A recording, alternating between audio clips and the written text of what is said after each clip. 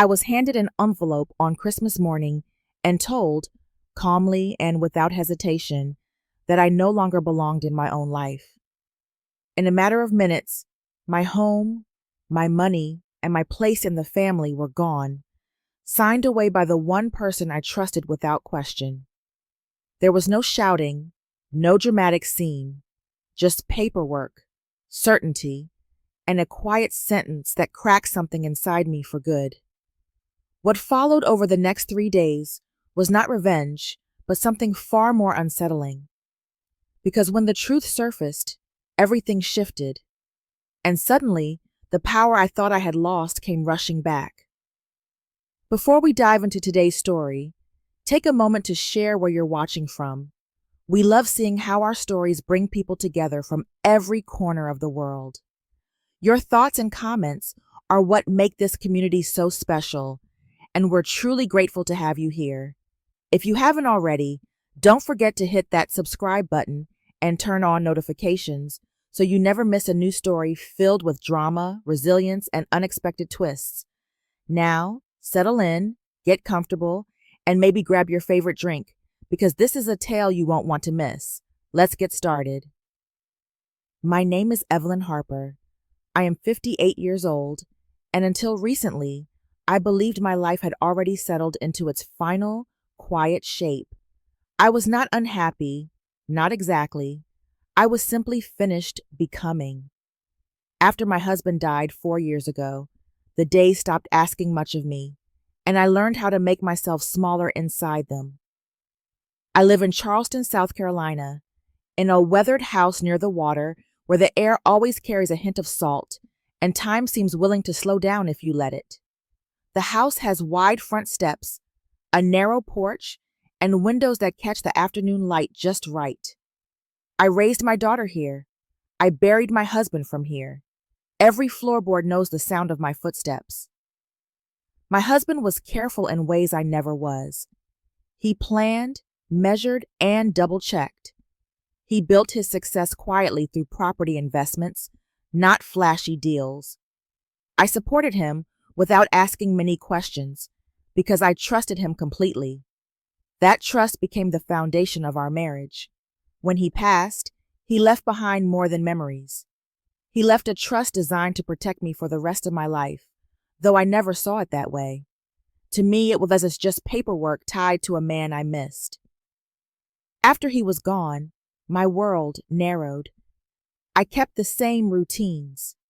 Morning walks along the street where the palms leaned toward the road. Afternoon reading by the window. Dinner early, lights low. I did not learn new things. I did not make plans. I told myself this was peace, when in truth, it was retreat. Lauren worried about me, or at least she said she did. She is my only child, confident and polished, the kind of woman who speaks as if decisions naturally arrange themselves around her. Over time, she began handling things for me. Bills, appointments, financial conversations I no longer had the energy to follow. I did not resist. Letting her take over felt like relief. The trust was something I barely understood. I knew the number was large, but it never felt real. I lived modestly, the same way I always had. Lauren assured me everything was structured properly, that I was protected. I believed her, not because I examined the details, but because she was my daughter, and I needed someone to lean on. As Christmas approached, the house filled with familiar decorations, the old wreath, the ceramic angels my husband insisted on displaying every year. The quiet rituals gave me comfort. I thought I had earned a season of calm, a time when nothing new would be asked of me. Looking back, I can see how thoroughly I confused trust with safety. I believed that if I loved someone enough, if I stepped aside gracefully, nothing bad could reach me. I did not understand that by surrendering attention, I was also surrendering protection. The night before Lauren arrived for the holidays, I stood in the kitchen listening to the hum of the refrigerator and the distant sound of the ocean. I remember thinking how fortunate I was to still have family, still have a home, still have time. I went to bed believing the hardest years were behind me. I did not know that the quiet I depended on was about to break, or that the life I thought was finished changing was only just beginning to unravel. If you're still watching and starting to sense that something isn't right beneath the calm surface, comment number 1 below so I know you're with me. What's coming next begins with a small decision that quietly changes everything. Now, let's move on to Chapter 2. Lauren arrived in Charleston 3 days before Christmas, earlier than I expected, and with more momentum than warmth. She did not come alone. Her husband followed behind her, still checking emails as he stepped through the door, and a man I did not recognize carried a leather briefcase as if it were part of his arm. Lauren introduced him as their attorney, saying his name once and already moving toward the dining table. The house changed the moment they walked in. It was no longer the place where my daughter used to kick off her shoes and ask what was for dinner. It felt temporary, like a meeting room borrowed for an hour. Lauren barely looked around. She spoke quickly, already explaining how little time we had and how fortunate it was that everyone could be in the same place before the holidays' complicated schedules. I tried to keep up. I poured coffee, asked if anyone was hungry, offered the familiar gestures that used to anchor us. Lauren waved them off gently but firmly.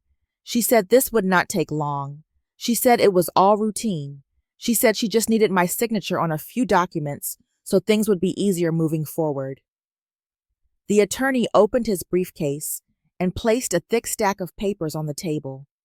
The pages were clipped together, heavy with words I did not recognize. Trust amendments, asset restructuring, tax efficiency. I felt a dull pressure behind my eyes as I skimmed the first page. The language was dense and formal, written for people who lived inside these systems, not for someone who spent her mornings reading novels and her afternoons tending a garden. I asked one question, quietly, about whether this changed anything for me. Lauren answered before the attorney could speak. She said it did not affect my day-to-day life at all. She said this was simply housekeeping, a way to protect what Dad had built. The attorney nodded, but he did not elaborate. He did not meet my eyes. I had not been sleeping well that week. My blood pressure had been erratic, and the doctor had warned me to avoid stress. I felt tired in a way that went deeper than my body, the kind of fatigue that makes it hard to hold on to details. Lauren noticed.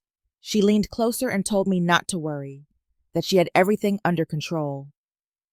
She also mentioned the timing, banks closing, offices on holiday schedules, deadlines that would be inconvenient to miss. She spoke as if the calendar itself were pressing us forward. I felt myself shrinking in my chair, eager for the moment to pass, eager to return to the quiet I had learned to depend on. When the papers were slid toward me, I signed where Lauren pointed, once. Then again. I did not read every line. I told myself there would be time later to understand it all. I told myself that trust was more important than vigilance, especially between a mother and her child. As soon as I finished, Lauren gathered the documents and handed them back to the attorney. I noticed then that no copy was left behind. The folder disappeared into the briefcase, snapped shut with finality. It was such a small thing, but it stayed with me long after they left. That evening, I sat alone at the dining table, the place where the papers had been spread only hours before. The house was quiet again, but it felt altered, as if something essential had been moved without my noticing.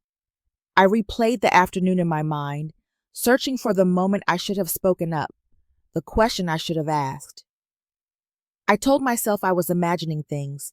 Lauren would never put me in harm's way. I had raised her better than that. Still, as the Christmas lights blinked softly in the living room, a thought surfaced that I could not quite push away. Some mistakes announced themselves loudly. Others arrive wrapped in efficiency and reassurance, and you do not hear them at all until it is too late. If you're still watching and that uneasy feeling hasn't left you yet, comment number 2 below to let me know. The warning signs were subtle, but the consequences are about to become impossible to ignore. Let's continue to Chapter 3. Christmas morning arrived quietly, the way it always had in this house. The lights were still on from the night before, soft and patient, reflecting in the glass of the cabinet where I kept my husband's old coffee mugs. I woke early, made tea, and stood at the kitchen window watching the pale sky lift itself over the water. I remember thinking that the day felt unfinished, as if it were waiting for something. Lauren came downstairs fully dressed, phone already in her hand. She did not wish me a Merry Christmas. Instead, she placed a thick envelope on the table between us, aligning it carefully with the edge as though precision might soften what it contained. Her movements were controlled, rehearsed. She did not sit. She said the paperwork had been finalized late the night before. The house title, the trust accounts, everything had been transferred. Her voice was even, almost administrative, the tone she used when explaining schedules or logistics. I stared at the envelope, at my name printed neatly on the front, and waited for the rest of the sentence. It did not come. When I asked what she meant, she told me it was time for a change. She said the house was no longer safe for me to manage on my own. She said assisted living would be better, that I would be more comfortable there. The words landed without warmth or apology, as if they had been cleared by a committee. I noticed she avoided my eyes. I did not argue. I felt as though the room had tilted slightly, just enough to make balance uncertain. My first instinct was to look for my husband, to find his steady presence somewhere behind me, but of course he was gone.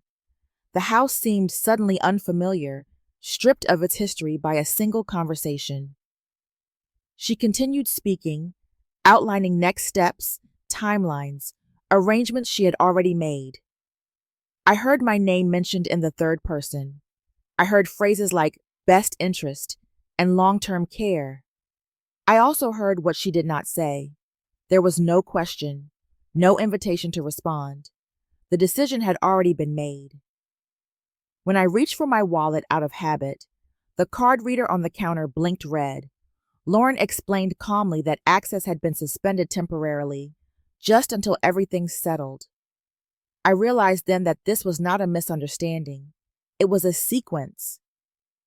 Each part had been placed deliberately, locking into the next. A security officer arrived not long after, polite but firm, standing just inside the doorway as if unsure whether he was meant to be there. I recognized him from the neighborhood patrols, from mornings when he waved as I walked past. He did not meet my eyes now. Lauren spoke to him quietly, gesturing toward the stairs. I went upstairs alone and packed a small bag. I moved slowly, touching familiar objects as if they might explain what was happening. My scarf. A book I had been rereading. The framed photo of Lauren as a child, which I left behind without knowing why. The house felt hollow, as though it had already accepted my absence. No one followed me to the door. The air outside was cold and sharp, the kind that catches in your lungs. I stood on the porch for a moment, listening to the muted sounds of celebration drifting from other houses, and then I stepped down onto the walkway. The door closed behind me with a final, ordinary sound. I walked until the street ended, until the decorations thinned and the morning traffic grew louder. I did not feel anger yet. What I felt was disbelief, heavy and dull. My daughter had not just taken control of my finances. She had removed me from my own life, quietly, efficiently, on a day meant for belonging. As I reached the edge of the neighborhood, it became clear that this was not an argument to be resolved later. It was an eviction, and the certainty of that settled over me like frost, marking the moment when trust turned into something I would never be able to reclaim in the same way again. If you're still here after that moment and feeling the weight of what just happened, comment number 3, so I know you're following closely. What comes next isn't anger or revenge, but something far more fragile. Let's move on to chapter 4.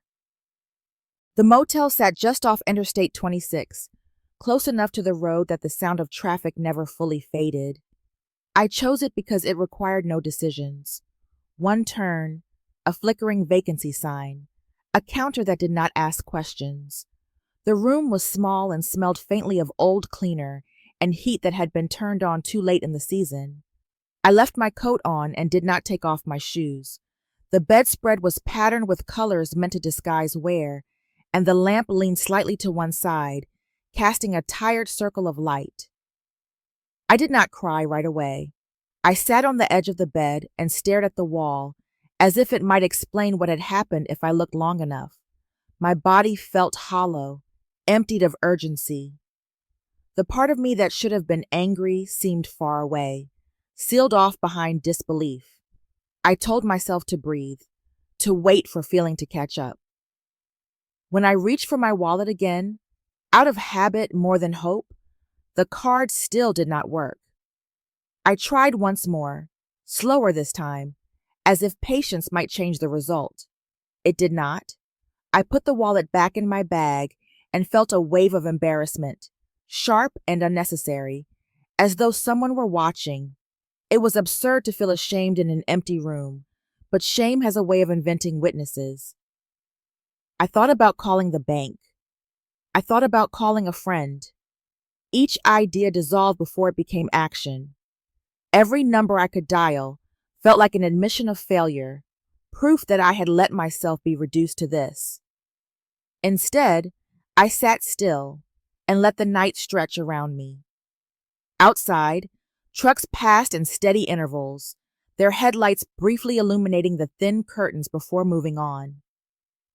As the hours crawled by, memories surfaced without order, moments when Lauren had offered to handle things for me, times I had stepped aside, relieved to be free of responsibility.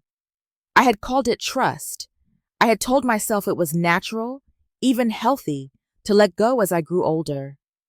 Now I wondered when that letting go had turned into erasure. I did not sleep. I watched the ceiling until it began to feel unreal, until time lost its shape. The thought crept in quietly, unwelcome but persistent, that this might be how the rest of my life would be. Temporary rooms, other people's decisions, a shrinking existence justified by convenience. Morning came without ceremony. Pale light filtered through the curtains, and the sound of traffic grew louder. I washed my face in the small sink and looked at myself in the mirror. I looked older than I remembered, not because of lines or gray hair, but because something in my expression had folded inward. I left the motel for a short walk, more to feel movement than for any destination. At a small diner nearby, I ran into a man I recognized from years ago, someone who had worked closely with my husband during his business days. We exchanged a few polite words. When I mentioned, carefully, that I was sorting out some estate matters, his reaction changed. Surprise flickered across his face, followed by confusion. He said my husband had been meticulous, almost obsessive, about protection. He said there was no world in which I would have been left exposed. The comment lodged in my mind, heavy and uncomfortable. It did not feel like reassurance. It felt like a contradiction. I returned to the motel with that thought pressing against everything else. For the first time since I had left the house, a crack appeared in the certainty that I was finished. I did not rush to fill it with hope. Hope felt dangerous, but as I sat back down on the edge of the bed, listening to the traffic and the hum of the heater, I allowed myself a quieter possibility. Maybe I had not lost everything. Maybe I had simply stopped asking the right questions. If you're still watching and wondering whether this is truly the end or just the beginning, comment number 4 below, because one unexpected realization is about to change the entire direction of this story. Now, let's step into chapter 5. I did not plan to call a lawyer that morning. The idea formed slowly, pressing itself into my thoughts as I sat in the motel chair, watching condensation slide down the window. The comment from the man at the diner would not leave me alone. My husband had been careful, obsessive even. The notion that he would have left me unprotected did not fit the man I knew. Margaret Collins answered on the third ring. Her voice was older than I remembered, but steady, grounded in a calm that felt unfamiliar to me after the last few days. I did not explain everything. I did not need to. I told her my name and said I had questions about the trust my husband left behind. There was a pause, then a quiet request that I come in. Her office sat in a brick building downtown, modest and unassuming. Inside, the air smelled faintly of paper and coffee. Shelves lined the walls, filled with binders labeled in careful handwriting. It was not a place designed to impress. It was designed to remember. The order of it settled something in me. Margaret listened without interrupting as I explained what had happened. I kept my voice level, factual. When I finished, she stood and pulled a thick folder from a cabinet. My husband's name was written on the tab. Seeing it there, intact and deliberate, stirred something I had been holding down. She opened the trust documents and began turning pages with practiced ease. I recognized my husband's signature immediately. The way he crossed his letters, the slight tilt of the line. Margaret pointed out sections I had never read, clauses buried beneath formal language that I had assumed were standard. They were not. The trust had been constructed with specific safeguards. It granted me lifetime residence in the house, unconditional access to funds, and sole authority over any change affecting my living situation. Most importantly, it contained a forfeiture clause. If any beneficiary acted to remove me from my home or restrict my access to basic resources, their claim would be automatically voided. I felt something shift as the words settled. This was not interpretation. It was design. Margaret explained that the moment my daughter forced me out, the trust had triggered its own correction. Control had already reverted. The house, the accounts, the authority, all of it had quietly returned to my name. I waited for the rush of triumph I thought should come. It did not arrive. What I felt instead was clarity, a clean, steady understanding that nothing about this required drama. The system my husband had built was doing exactly what it was meant to do. Margaret mentioned one more thing, almost as an aside. My daughter had leveraged the trust assets in a pending business deal. Losing control would not simply inconvenience her. It would unravel commitments she had already made. I absorbed this without reaction. It explained the urgency. It explained the confidence. It explained the cruelty. When I stepped back outside, the city felt sharper, more defined. I noticed details I had missed before. The rhythm of footsteps on the sidewalk, the weight of my coat on my shoulders. For the first time since Christmas morning, I felt fully present in my body. I did not call my daughter. I did not return to the house. I did not announce anything. There was no need.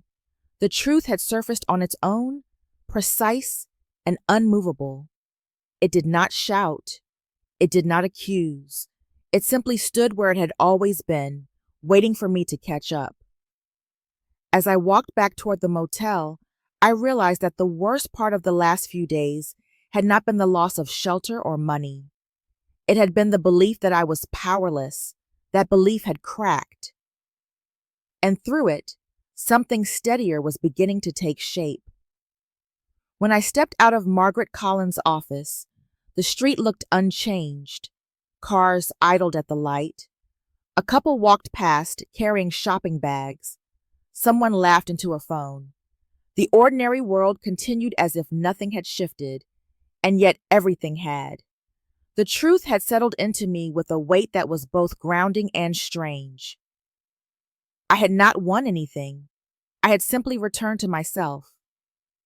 I walked without direction for a while, letting the city move around me sans me.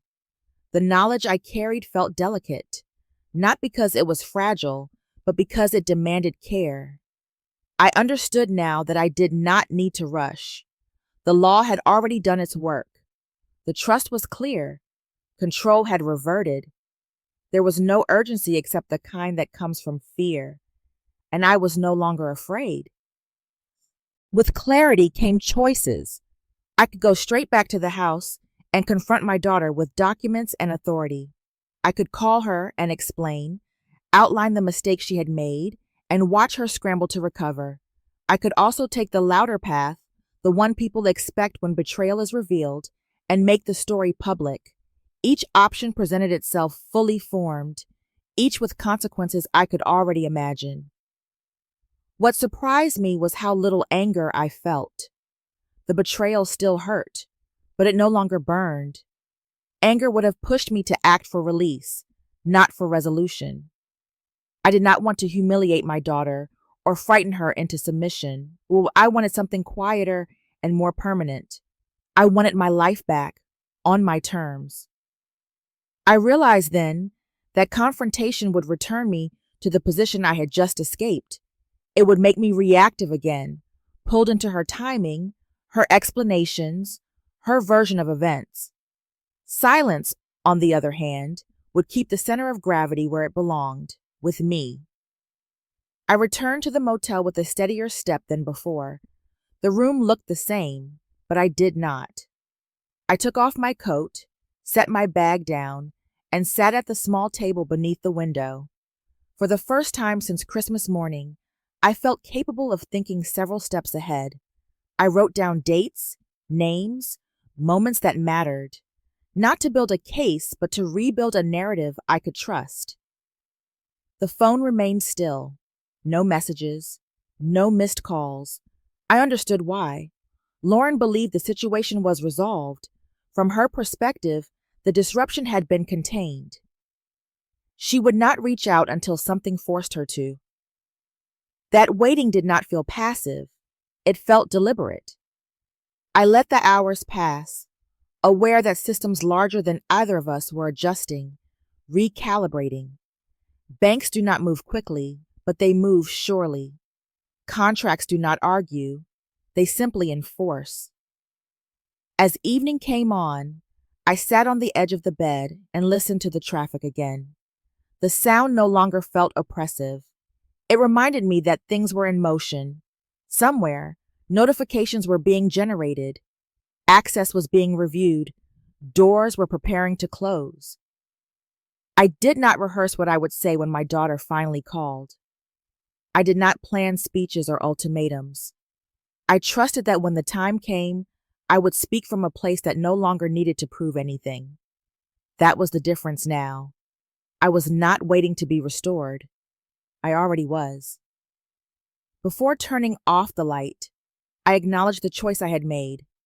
Not to disappear, not to attack, but to stand still and let the truth do what it does best. Hold its ground. If you're still watching and felt the shift when that choice was made, comment number 6, so I know you're with me. The decision has been set in motion, and now the consequences begin to unfold. Let's move forward to Chapter 7. The third morning after Christmas arrived without ceremony. I woke in the motel before the alarm. The room washed in a thin gray light that made everything look honest. I lay still for a moment, listening to the traffic settle into its daytime rhythm, and felt a calm I did not recognize from earlier in the week. Whatever was coming, I knew it would come on its own schedule now. My phone vibrated once on the small table beside the bed. Then again. The notifications were ordinary in appearance, the kind people delete without thinking. I opened them slowly. An automated message from the bank confirmed a change in account access. A second email outlined updated authorization levels, phrased in language so neutral it bordered on polite. I read each line carefully, not to savor it, but to understand the shape of what was happening. There was no rush of victory, no sense of being avenged. What I felt was alignment, the quiet click of pieces returning to their intended positions. The system was doing what it had been designed to do, and it was doing it without asking for my opinion. For several hours, there was nothing else. No calls, no messages. I took a shower, packed my bag more neatly than before, and stepped outside for a short walk. The air was crisp, the kind that clears your head if you let it. I passed a diner, a pharmacy, a row of storefronts still closed from the holiday. The world looked unchanged, and that steadiness felt like permission to keep my own. By mid-morning, the phone rang. I watched it until the screen dimmed. A few minutes later, it rang again. I answered the third time, not because I felt obligated, but because the moment had arrived. My daughter's voice was thinner than I remembered, edged with confusion. She asked what was happening, why her access had been restricted, whether there had been a mistake. I told her only what was necessary, that the trust had provisions she had overlooked, that actions have consequences whether or not we intend them. I did not explain further. I did not defend myself. When the line went quiet, I ended the call. Not long after, her husband called. His tone was different, more controlled, shaped by negotiation rather than panic. He spoke about misunderstandings, about solutions, about the importance of resolving things quickly. I listened until he finished, then said there was nothing to discuss. I did not raise my voice. I did not justify my position. I simply stated it and let the silence do the rest. When I set the phone down, my hands were steady. That surprised me. I had expected to feel shaken, perhaps guilty, but there was none of that. What I felt was proportion. The situation had finally assumed its correct scale. The rest of the day passed quietly. Messages appeared and went unanswered. I ate a simple lunch, read a few pages of a book I had brought with me, and watched the shadows shift across the parking lot. Each small act felt like a declaration, not of defiance, but of presence. I was here. I was intact. By evening, the phone stopped ringing. The silence that followed was different from the one that had haunted me earlier in the week. This silence was not abandonment. It was recalibration. Somewhere, my daughter was confronting the reality she had created. Somewhere, plans were unraveling. I did not need to witness any of it to know it was real. As night fell, I sat on the edge of the bed and considered what came next. The legal pieces were settling into place. What remained would be harder, slower, and entirely human. I understood then that the consequences had only begun to surface, and now, finally, she knew. The first message from Lauren arrived late the next morning. It was short and cautious, stripped of the urgency that had colored her earlier calls. She wrote that she hoped we could talk, that there had been confusion, that she wanted to explain. I read it once, then again, noticing what was missing. There was no instruction, no timeline, no assumption that I would comply. The shift was subtle, but it mattered. A second message followed an hour later, longer this time. There was an apology, carefully worded, wrapped around explanations about pressure and responsibility. She wrote about the deal that had nearly collapsed, about fear, about trying to do what she thought was best. I did not respond. I let the words sit where they were, understanding them for what they represented. This was not remorse yet. It was recognition of loss. I agreed to meet her the following afternoon at a small cafe downtown, a place neutral enough to keep the conversation contained. It was not a space tied to memory or ownership. That felt important. I arrived early and chose a table by the window where I could watch people pass without being part of their movement. Lauren arrived on time. She looked composed but tired, as if sleep had become optional. She spoke quickly at first, filling the space with context and reasoning, circling the event without naming it. I listened without interruption, my hands folded in my lap, my attention steady. When she paused, waiting for reassurance or forgiveness, I did not offer either. I told her I would be returning to the house. I told her this was not a negotiation. I explained that the arrangement would be different, that decisions about my life would no longer be made without me. There would be no access framed as help, no authority disguised as concern. I did not list demands. I named boundaries. The quiet that followed was heavier than any argument could have been. Lauren nodded slowly, absorbing the reality that the terms had changed. For the first time, she did not counter. She did not attempt to redirect the conversation. She sat with the truth of it, and I let her. I did not say when I would come back. That was intentional. Time had been used against me before, pressed into service to rush my consent. I would not allow that again. I needed space to re-enter my life deliberately, not as a concession, but as a choice. When we stood to leave, there was no embrace. There was no closing statement meant to smooth the moment. We walked out separately, the distance between us clear and necessary. Outside, the air felt lighter than it had in days, and I breathed it in without effort. I returned to the motel and packed the rest of my things. The room no longer felt like exile. It felt like a pause that had served its purpose. That night, I slept deeply for the first time since Christmas, the kind of sleep that comes from alignment rather than exhaustion. In the morning, I stood at the window and considered the road ahead. Returning home would not restore what had been broken, and I did not expect it to. Some damage reshapes rather than heals, but I understood now that reconciliation, if it came at all, would come slowly, on terms that honored the woman I had become. For the first time in years, the future did not feel like a narrowing corridor. It felt open, defined not by what I had lost, but by what I had claimed back. If you're still here and wondering how this all finally ends, comment number 8 below. What comes next isn't about victory or forgiveness, but about what remains when everything settles. Let's move toward the conclusion. I returned to the house on a quiet morning, a few days after meeting Lauren at the cafe.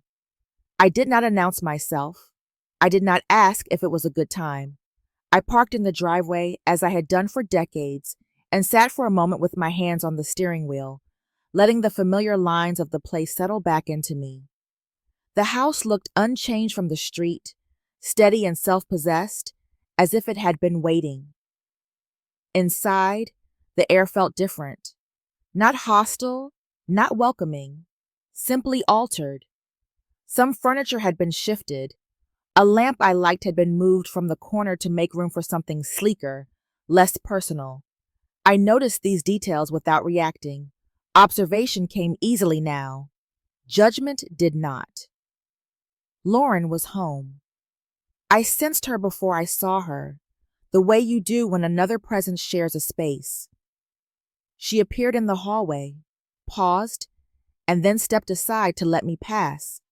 There was no apology offered, no explanation attempted. We did not need either in that moment. The house itself seemed to require quiet. I went to the bedroom that had always been mine. The door opened easily, as if it recognized me. The bed had been changed, the surfaces cleared, a neutral order imposed where my habits once lived. I set my bag down and began to unpack slowly, not because I was tired, but because I wanted to mark each decision as mine. I placed my books on the nightstand. I hung my coat in the closet. I opened the windows to let the salt air in. Throughout the day, I moved through the house with intention. I replaced a framed photograph in the hallway. I returned a chair to the spot where it caught the afternoon light. These were not acts of defiance. They were corrections. The house responded to them, easing back into itself as if relieved. Lauren kept her distance. When our paths crossed, there was politeness without performance. We spoke only when necessary. The absence of forced warmth felt honest, and honesty, I had learned, was far preferable to comfort built on pretense. That evening, I made a simple dinner for myself and ate it at the kitchen table, the same table where papers had once been spread and my future rearranged. I did not linger there. I washed my plate, dried it, and put it away. Ordinary actions, reclaimed. As night fell, I walked through the rooms one last time before going to bed. The house creaked in its familiar way. The walls held their silence. Nothing had been restored to how it was before, and I did not want it to be. What had been broken could not be unbroken. It could only be reformed, reshaped with clearer lines and firmer ground. I lay down and turned off the light. There was no sense of triumph, no swelling of victory. What I felt was placement. I was where I belonged, not because someone had allowed it, but because I had claimed it. The house, like my life, was no longer something to be managed by others. It was something I inhabited again, fully and without apology. Time did not rush after I returned to the house. It settled instead, finding a new rhythm that did not ask to be explained. Mornings grew quieter, not because anyone avoided one another, but because there was no longer a need to fill space with reassurance. I woke early, opened the windows, and let the sea air move through rooms that had learned how to breathe again. Lauren and I shared the house without performance. We spoke when there was something to say and did not pretend when there was not. The distance between us was real, but it was no longer hostile. It felt measured, intentional, like a boundary drawn not to punish, but to protect what remained. I did not reach for closeness, and she did not push for absolution. For now, that was enough. What surprised me most was how much energy returned once I stopped bracing myself. I began to notice small preferences again. Which mug I liked in the morning, which chair supported my back best in the afternoon light. I made decisions without checking whether they inconvenienced anyone else. These were modest acts, almost invisible, but they rebuilt something essential inside me. I did not reframe what happened as a tragedy, nor did I turn it into a lesson my daughter was meant to absorb. It was an interruption, a sharp one, but it forced me to see the cost of disappearing slowly. I had mistaken quiet for peace and obedience for love. Losing my footing showed me how easily a life can be rearranged when you stop reading the fine print of your own days. Money did not repair what was broken between us. It could not. But understanding it gave me leverage where I had once relied on trust alone. It created space, and space made dignity possible. I learned that independence is not about isolation. It is about choice, about being able to stay without being trapped, and to leave without being erased. Some evenings, I sat on the porch and watched the light fade across the water. The world did not look different, but I did. I no longer measured my worth by how smoothly things ran for others. I measured it by whether I recognized myself in the life I was living. That recognition was steady, quiet, and deeply grounding. I did not know what the future held for my relationship with my daughter. I did not outline paths forward or imagine reconciliations that might never come. What I knew was simpler and stronger than hope. I knew where I stood. I knew what I would no longer surrender. And I knew that whatever came next would meet me standing, not waiting. On a clear morning not long after, I brewed tea and carried it to the window. Sunlight pooled on the floor, warm and unremarkable. I stood there longer than necessary, doing nothing at all. For the first time in years, that stillness belonged entirely to me. Some stories do not end with applause or forgiveness. They end with clarity. This one is about what happens when silence is replaced by awareness, and when endurance gives way to choice. It reminds us that time does not weaken a person as much as forgetting oneself does. Power is not always loud. Sometimes it is the quiet decision to stand still, to read carefully, to say no without raising your voice, and to reclaim space without asking permission. Loss can strip things away, but it can also sharpen what remains. Dignity, once reclaimed, does not need validation. It only needs to be lived. Thank you for spending your time with this story and staying until the end. If it resonated with you or reminded you of something personal, we would love to hear your thoughts in the comments. Your voice matters here. Do not forget to like, follow, and subscribe to the channel so you do not miss future stories like this one.